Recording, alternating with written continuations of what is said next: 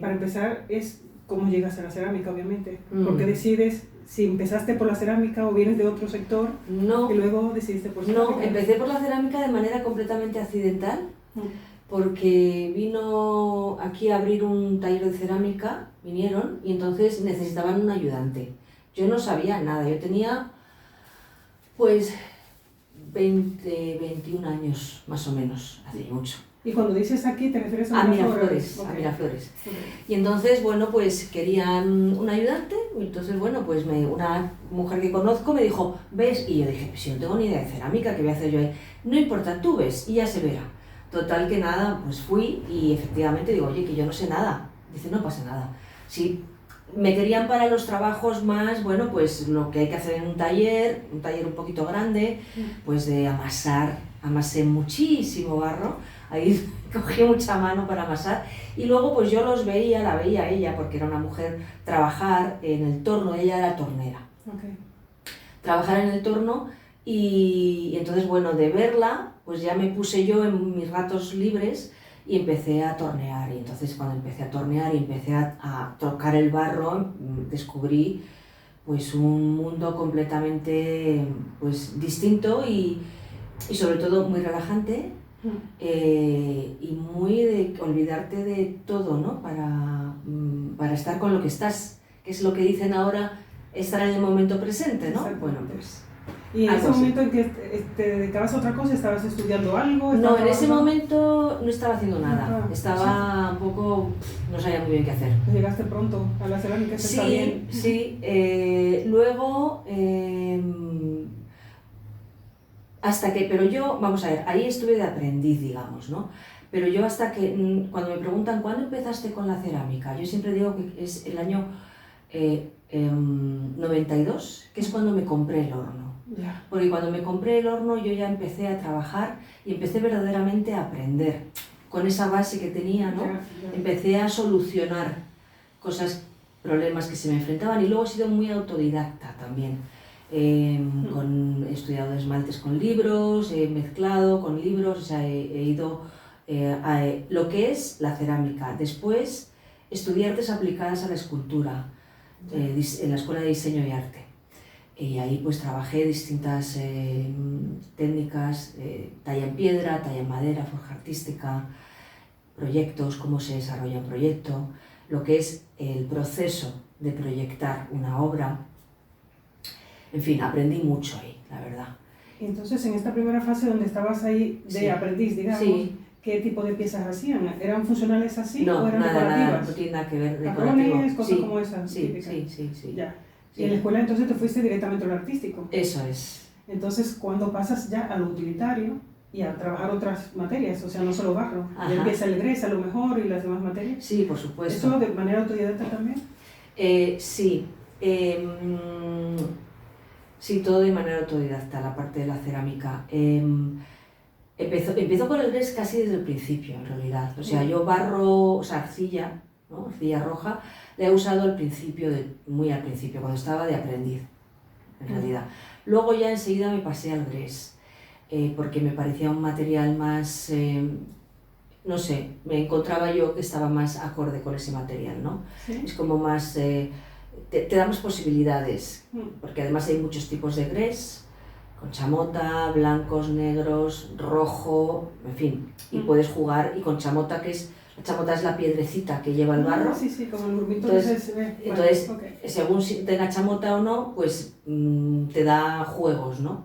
Por ejemplo, este gres tiene chamota y fíjate que la textura queda como de arena casi, y este otro fue un poco las vasijas estas de reflejo árabe, que son decorativas, ¿no? Son piezas muy especiales. Y esto es lo que hice durante mucho tiempo. Al mismo tiempo, hacia el año 2000, más o menos, empecé a hacer raku. Esta pieza es de raku. También autodidacta, ¿no?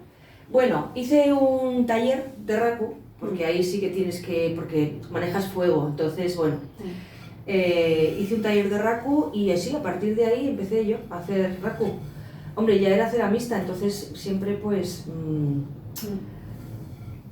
sabes un poquito por dónde te andas, pero claro, el raku tiene... Bueno, ahora hablaremos si quieres un poco más extendido porque es muy interesante el raku. Y luego, ¿cuándo empecé a hacer utilitario? Pues durante el confinamiento. Mira. Durante el confinamiento sentí la necesidad de crear piezas para ser utilizadas. Yo ya sabía que las piezas artesanales, cuando tú pones un alimento ahí y lo tomas, es distinta la experiencia, o sea, es que es distinta. Artesanal, no estas que están fabricadas y que imitan a lo artesanal, no, eso no, no es de lo que estoy hablando. O sea, artesanal es, pues, eso, comer aquí algo, no sé, esto es. Entonces es una experiencia completamente distinta, pero bueno, eso lo sabía, yo tenía pues una pieza o dos donde a veces usaba tal, pero en el confinamiento sentí esa necesidad de hacer objetos que sirvieran en lo cotidiano, porque también las piezas que son decorativas también sirven para, bueno, pues para satisfacer un poco también la parte estética, ¿no? De tu hogar o... también. Claro, pero lo utilitario en lo cotidiano es ahí donde empecé. Entonces empecé haciendo, a ver, estas piezas de torno, que son como muy suaves y tienen un tacto sedoso, que es de grés, con luego un tercer fuego de oro.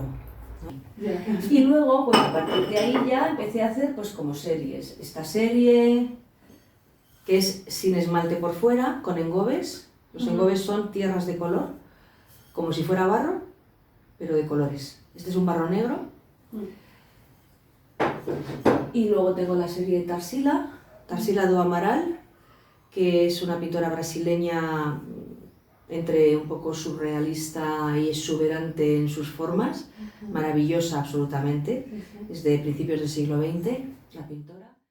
Bueno, tengo otras series, no sé, pues los chaguanes estos... Tú sabes que tengo mucha curiosidad con el tema de tu acercamiento al oficio, como empezaste de manera autodidacta prácticamente, o sea, te fuiste directamente al terreno. Y luego te vas a una escuela que aunque sea algo artístico, me pregunto si tuviste algún conflicto entre la libertad de experimentar y aprender a luego ir a lo académico, que hay un proceso, hay una persona diciéndote, no tuviste ningún... No, porque yo siempre que he estudiado, luego estudié Historia del Arte e hice un doctorado, pero siempre que he estudiado, que me he puesto a estudiar, ha sido porque yo sentía la necesidad de nuevo de aprender. Entonces, como sentía esa necesidad, todo lo que a mí, que era una paliza ir a la escuela, porque yo daba clases por la tarde, me levantaba a las 6 de la mañana, en aquella época no tenía coche, o sea, no tenía un carnet, entonces era muy trabajoso, muy laborioso todo. Y luego tenía que volver a Miraflores, dar clase toda la tarde de cerámica, en fin, mucho trabajo. Pero quiero decirte con esto que yo lo podía haber dejado en cualquier momento y en cambio no, estaba muy contenta con lo que estaba haciendo, estaba aprendiendo mucho, que es lo que yo necesitaba. Y luego, cuando tuve ahí una profesora de Historia del Arte magnífica, que se llamaba Concha Villamil, no me acuerdo el apellido, pero bueno, una mujer que era una maravilla, muy exigente pero buenísima. Entonces ella, con todas sus clases en las que yo empecé a ver, ¿no? Mi ojo empezó a ver todos esos objetos históricos, claro. Tal, entonces de repente sentí la necesidad de estudiar Historia del Arte. Y cuando terminé esto, bueno, pasó un año o algo así, y ya estudié Historia del Arte, ¿no? Y entonces en mis clases, por ejemplo, hay mucho de toda esta formación artística en Historia del Arte, ¿no? Entonces no supuso ningún conflicto, sino todo lo contrario, fue un enriquecimiento, ¿no? Todo el rato, sí. Y luego...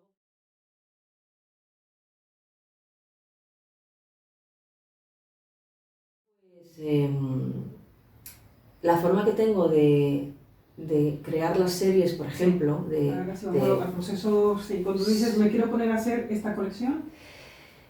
En realidad es algo mucho más largo para mí. O sea, yo estoy en mi vida trabajando o leyendo o paseando o lo que sea y se empiezan a rumiar las cosas dentro de mí.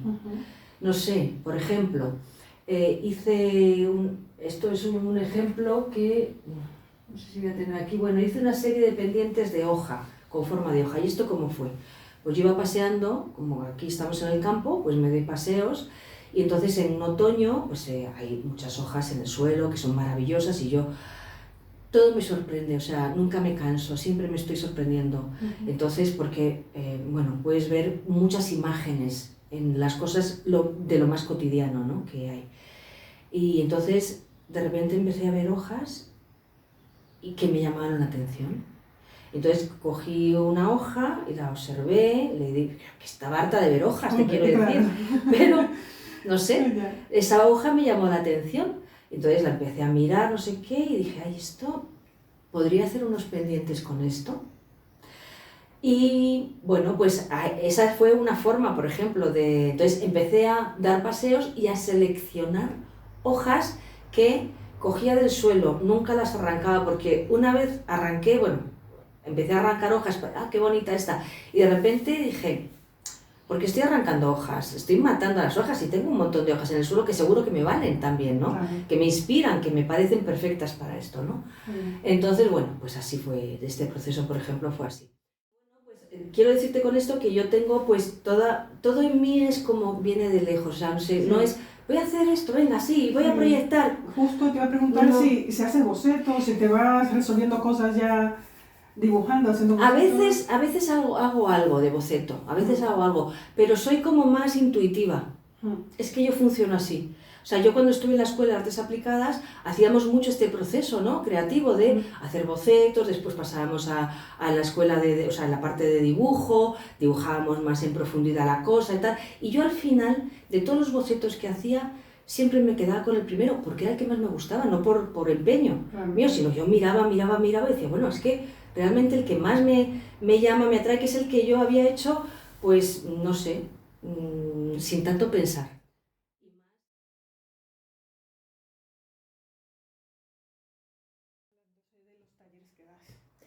Bueno, tengo 3 tipos de talleres. Uno es el que damos a lo largo de todo el año, vienen una vez por semana, durante 2 horas, desde septiembre, mediados de septiembre hasta final de junio, y ahí pues se desarrolla más un proceso creativo y también un proceso de aprendizaje pues más potente, ¿no? Bueno, pues tengo cursos por la mañana, los martes, y por la tarde, los miércoles.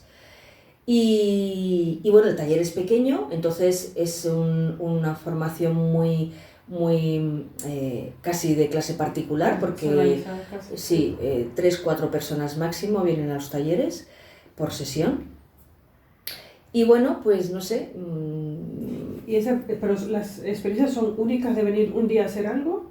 ¿O más alargada en el tiempo para que dominen más o menos la técnica, aunque sea básica, digamos? Sí, estos que te hablo son de todo el curso. Todo el año. Vienen todo el año, estos que te hablo, sí. Y estos son los que te digo que tengo la clase los martes y los miércoles, tal. Vienen 2 horas y vienen durante todo el curso, bueno, pues a hacer cerámica, ¿no? Vienen todos los martes o vienen todos los miércoles. Y luego tengo monográficos, que son talleres que los suelo hacer los domingos por la mañana, que son para tener una experiencia con la cerámica. Pues pueden hacer una taza, me gusta siempre que hagan cosas que luego vayan a utilizar y que recuerden, ¿no?, también, y que tengan entre sus manos su creación, ¿no? No solamente que esté puesto ahí, sino que lo puedan utilizar. Entonces pues pueden hacer una taza con un plato, pueden hacer, si prefieren, no quieren hacer una taza, pues son como 2 piezas de vajilla, 2 cuencos o una tabla de aperitivos con un cuenquecito, en fin, cada uno ya elige lo que quiera hacer. Y esto pues depende del número de personas que venga, pues 2 horas y media, 3, depende. Y lo hacemos aquí en el taller, y cuando es buen tiempo, por ejemplo, a partir de ahora ya lo haremos en el jardín. Entonces ahí sí que puede ser muchos, si viene un grupo más numeroso, pues se puede hacer. Porque ya te digo, en el taller son 3-4 personas lo que cabe. Y me pregunto, ¿cuál es el perfil de personas que vienen a eso está, sí. Pues de todo.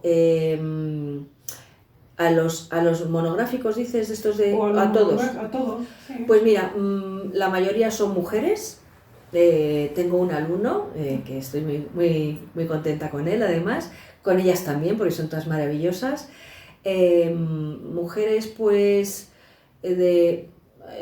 por ejemplo, a partir de los 30 hasta la edad que sea, 60 o más.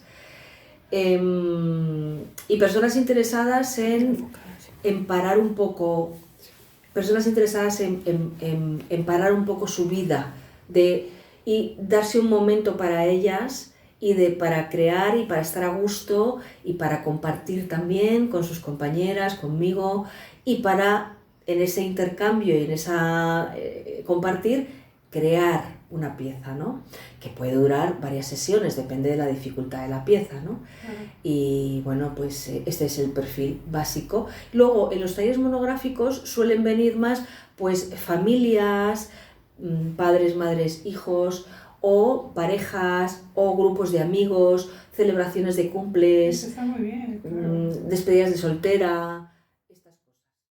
Y luego están los cursos de Raku, que son cursos que se hacen en 2 sesiones. En una sesión se hacen las piezas, que son 3 piezas, pues tamaño chaguán más o menos, que es un poco lo que hemos visto aquí, o un poquito más grande, ¿no?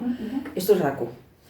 Se hacen 3 piezas, que puede ser 2 cuencos y una bandejita, o puede ser una tetera y un cuenco, porque las teteras son un poco más complicadas, ¿no? Entonces precisa tiempo. Bueno, lo que a cada uno le dé tiempo en hacer, son talleres que se hacen también generalmente los domingos por la mañana, hace sus 3 piezas, o lo que les dé tiempo a hacer en esas 3 horas, y después yo me quedo con las piezas, se secan, se tienen que secar, para meterlas dentro del horno y cocerlas, la primera cocción tiene que estar completamente seco.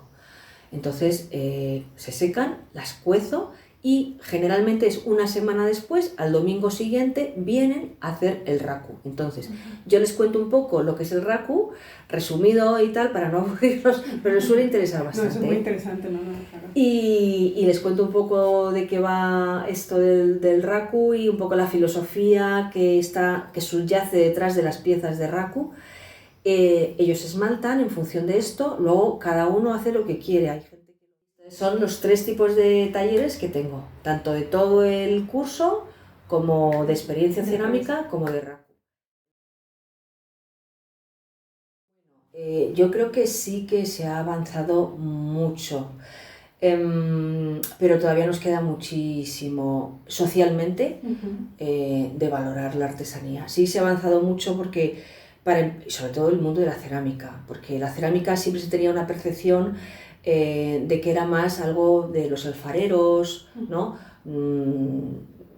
Que más hacían popular, pues sí, rural, sí, de alfarería, ¿no? Pero no sé, si tú hacías cerámica era como, no se valoraba en absoluto. Siempre había alguien que decía, ay, qué bonito, ¿no? Y entonces, pues sí, pero no se valoraba en absoluto. No sé qué decirte cuántos años a esta parte, tal vez 10 años a esta parte, tal vez, sí. Sí que ha habido un cambio de valoración de la artesanía y de la cerámica. Se han publicado artículos importantes en El País o en otras revistas, no sé si Vogue o no sé, bueno, revistas de grandes tiradas y conocidas por todo el mundo, reportajes de artesanos cerámicos, de artistas de la cerámica, hay festivales cerámicos, ahora hay un festival de cerámica, y esto, digamos que empuja también a la sociedad, o sea, todo este avance, que es lento, pero claro, la sociedad lee los periódicos, mira las revistas, ve que hay de repente carteles de ferias de artesanía, va a las ferias, entonces todo esto socialmente hace avanzar, ¿no? a la percepción que se tiene socialmente sobre los trabajos hechos con las manos. Hay algo que a veces se confunde y por un lado están las manualidades. Exacto. Y por otro lado están las artesanías. La artesanía, desde mi punto de vista, es aquello, crear un objeto, pues el utilitario, generalmente es utilitario, aunque no siempre, a partir de una materia prima. Quiero decir, hilos, cuero, barro, Exacto. en fin, todo tipo de materias primas. Entonces eso es, y de ahí, ese pegote de barro, sale pues esto, por ejemplo, ¿no?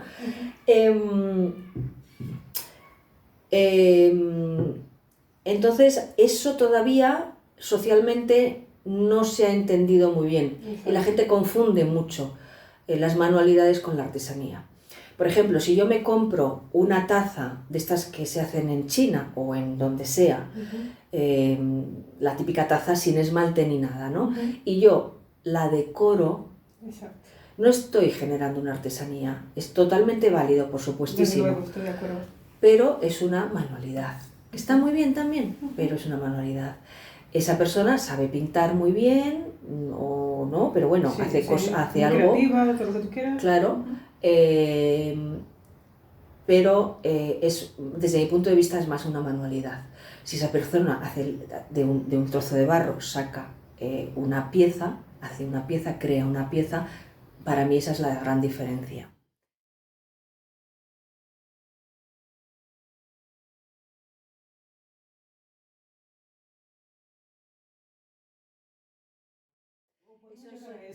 No, esos son las arts and crafts. Eso, exactamente. Y fíjate que yo tengo ahí como soy historiadora del arte, pues también he leído mucho de arte y tal, y entonces Kandinsky tiene varios libros, y no me acuerdo en cuál de ellos, la verdad, si es el del el punto, la línea, el plano, no me acuerdo, o en otros, pero que se me quedó grabado, ¿no? Él tenía una teoría, y decía que las personas tenían una herida que no cicatrizaba, y era porque antes de la Revolución Industrial todos los objetos que había en la casa estaban hechos con las manos, los había hecho alguien con las manos, el vaso, el plato, los muebles, todo. Claro.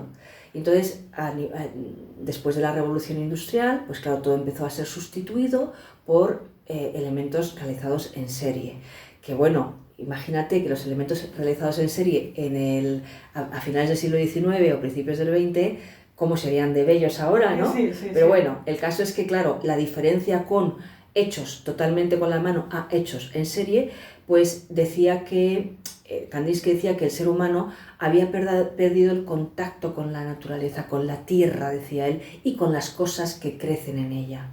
O sea, entonces, y eso había provocado una herida, ¿no? Entonces, yo creo, o sea, yo estoy segura que poco a poco avanzaremos en eso, ¿no? Porque lo que ocurre será que, claro, cuando hayamos avanzado en ello, como quedaremos 4 artesanos, o yo ya estaré muerta, no lo sé, te quiero decir, quedarán pocos artesanos que puedan mantenerse, porque es difícil mantenerse con la artesanía, que los ceramistas nos apoyamos mucho en las clases, ¿no? En las ferias también. La mayoría de artesanos, claro.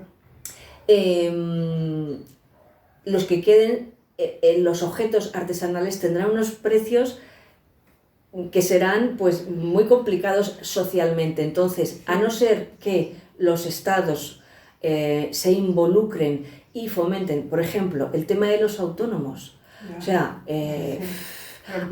aunque hay matices y cosas que puedes agarrarte, aún así, de verdad, son unas cantidades que son difíciles de asumir, muy difíciles, y a veces ni siquiera puedes asumirlas, porque la vida no es solamente pagar autónomos, tienes que pagar un montón de cosas, ¿no? Entonces, si los estados no se involucran en, digamos, fomentar esa parte del ser humano, que forma parte de su existencia misma desde las cuevas prehistóricas y los cuencos prehistóricos, o sea, forma parte, nos acompaña, es un arte, la cerámica, que nos acompaña desde el principio de la humanidad. Es algo fascinante, ¿no? Y nos sigue acompañando ahora, ¿no?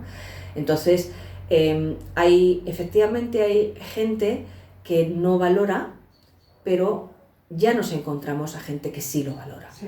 ¿Sabes? Al principio a lo mejor no lo valoraban, pero decían, ay, me gusta, pero no valoraban todo el esfuerzo tal vez, pero hay gente que ya sí, algunas personas que sí lo valoran, y son las personas que les encanta tener objetos en su casa que puedan utilizar, que sacan su vajilla, que no es la típica vajilla de la industria de no sé qué, tal, sino que es de este artesano y la sacan en sus momentos especiales, o tienen vajilla de uso diario también artesanal. Y luego también hay un poco de intrusismo, o no sé si es intrusismo, sencillamente que existe, pues estas grandes fábricas que hacen cerámica, sí, como imitando a la artesanía, sí, que se nota una barbaridad, claro. Que no es artesanía, pero que digamos da el pego a nivel de que vas a un restaurante a comer, un restaurante normal, de estos de cadenas, que hay varias cadenas y tal, y comes y no estás comiendo en un plato de cristal normal y corriente o de loza, que hay unos platos de loza bellísimos por otra parte. Sí. Pero bueno, esa parte, pues claro, son piezas mucho más baratas que si las compran a un artesano, pero claro, es que es fábrica. Es que es fábrica, entonces la fabricación, tú no sé si has visto cómo se fabrica un plato. Hombre, sí, cómo no. O sea, claro. En Eso, 2 segundos ropa, y medio, un mueble, lo que claro, sea, es que es triste, además es triste. Claro, en 2 segundos y medio tienes una pieza hecha. Y dices, No puede ser. claro, entonces, bueno, pero hay gente que sí lo valora, y cada vez más, sí. Y yo creo que cada vez iremos a más. Porque yo en mis talleres, estos monográficos que te digo, que vienen de un día, o en el RACU, yo noto que hay mucha más demanda que hace unos años.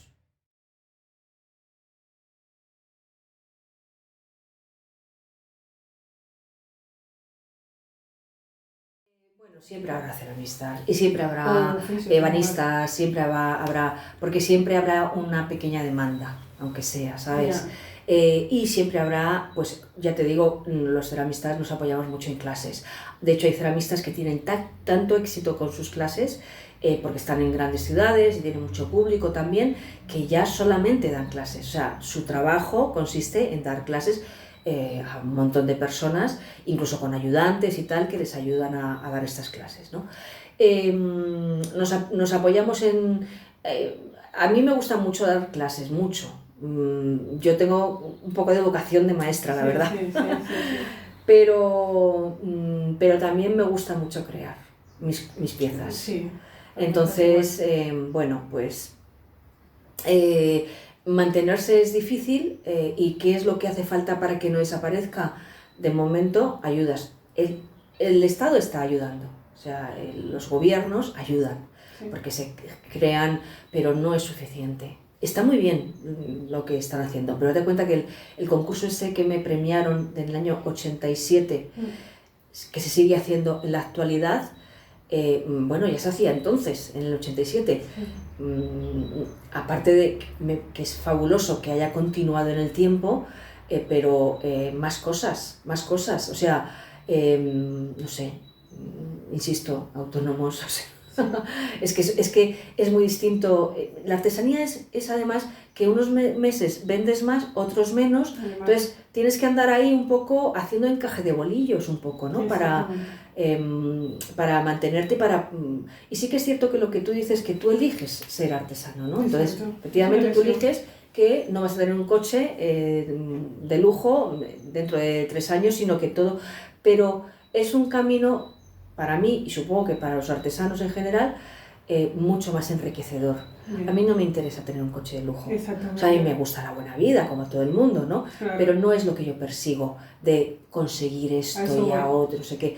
Efectivamente, hombre, me encantaría, bueno, pues que mi nivel económico fuera mayor, pero sencillamente, pues, viajar más, por ejemplo, o cosas así, ¿no? Pero no es lo que me llame en la vida. Yo estoy más a gusto haciendo lo que hago.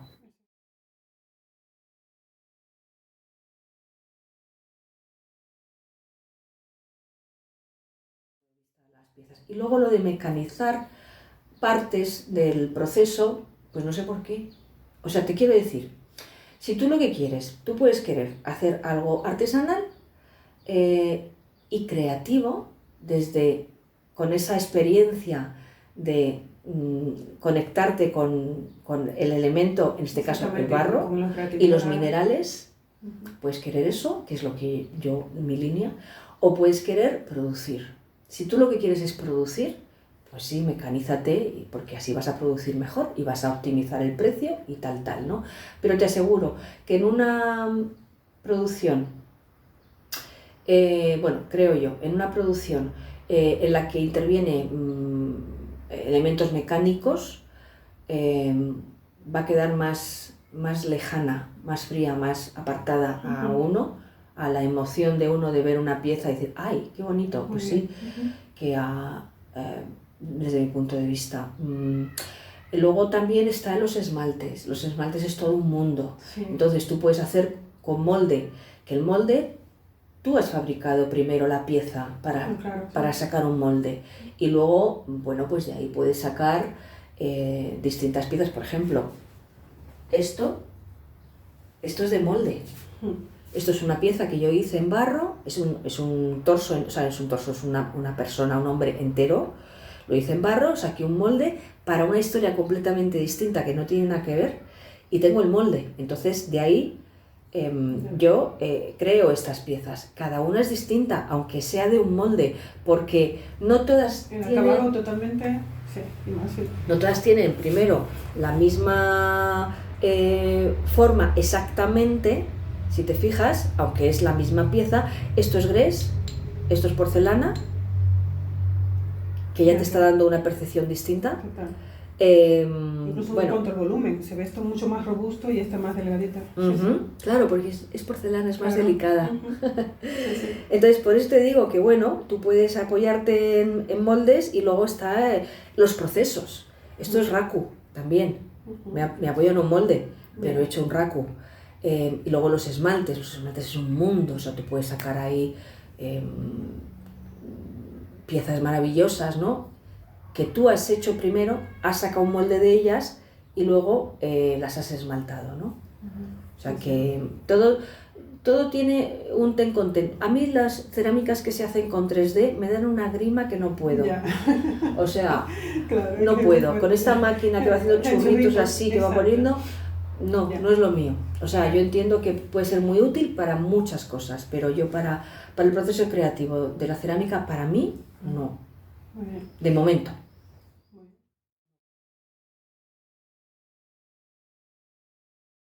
Bueno, es difícil dar consejos porque cada uno somos un mundo y cada uno buscamos algo distinto. Lo primero que yo sí que aconsejaría a hacer pues por lo menos un curso, si no artes aplicadas a la cerámica, tanto hay dos escuelas en Madrid, la del ayuntamiento, que es, ahí hice yo un curso. ¿Francisco Alcántara, no? Sí, y la otra que es de la comunidad, hay dos que están en el mismo recinto. Y yo sí que me parece interesante hacer, pero también depende de la persona, porque hay gente yo tenía alumnas que enseguida han cogido el pulso al barro, ¿sabes? Y enseguida han sido capaces de crear. Lo que pasa es que en las escuelas te enseñan muchas cosas. Y entonces tú de ahí puedes, luego con ese conocimiento puedes deshacerlo. Esto que se dice de tienes que saber la técnica para luego deshacerla y tal, bueno, pues algo de eso. Yo he conocido la técnica también sin ir a una escuela de estas porque no me ha hecho falta, la verdad. Bueno, fui a un curso, ¿no? Pero si lo hubiera hecho, no fui porque era muy complicado para mí llegar hasta allí. Te hablo del principio de los años 80. Era muy complicado, antes de comprarme el horno, llegar hasta allí, el autobús, había muy pocos autobuses, esto era un pueblo muy pequeñito, me tenía que levantar a las 5 de la mañana, después tenía que trabajar, en fin, no era viable, no podía hacerlo. Entonces hice un curso, me morí y ya está. Y muy bien, pero me gustó. Entonces, un consejo, pues primero que elija qué quiere hacer, porque la cerámica hay unos campos, o sea, hay muchísimos campos que tú puedes seguir. pintura a la grasa para hacer murales, que es como pintar una especie de acuarela con cerámica, o sea, con óxidos y tal. Torno, no sé, cuerda seca, o sea, ¿qué es lo que tú... Que yo, por ejemplo, toco varios palos, ¿no? Pero yo no conozco todas las técnicas cerámicas que hay, ni tampoco me interesa. Por ejemplo, a mí la cuerda seca la verdad que no me interesa mucho. Algún día haré algo por curiosidad, pero no me interesa mucho el resultado. Pero bueno, hay gente que lo hace y lo hace muy bien y bueno, pues le va razonablemente bien, ¿no? O sea, primero elegir qué es lo que quieres, si quieres crear, si quieres producir, y en función de eso yo no recomiendo que se compren un horno al principio, nunca, porque he visto casos, un montón de casos que estás emocionada, todo fenomenal, se te da bien, no sé qué, y te compras un horno, ya te instalas en tu casa y dejas de hacer cerámica sistemáticamente. ¿Por qué?